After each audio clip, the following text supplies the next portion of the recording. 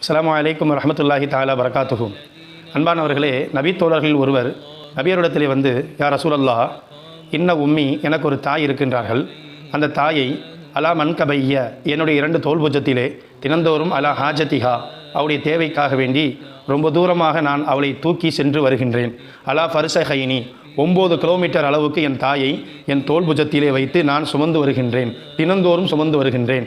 அதனுடைய பாதை எப்படி இருக்கும் என்றால், அலா ரம்லின் லவ் உல்கிய அலைஹி லஹமுன் ல நலிஜத்து, அதில் ஏதாவது சமைக்காத ஒரு இறைச்சியை போட்டோம்னா அந்த சூடின் காரணமாக அது பொசுங்கி விடும்.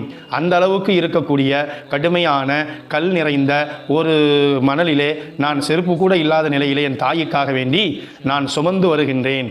ஹல் அத்தைத்து சுக்ரஹா, என் தாய்க்கு செய்ய வேண்டிய கடமையை நான் செய்து விட்டேனா?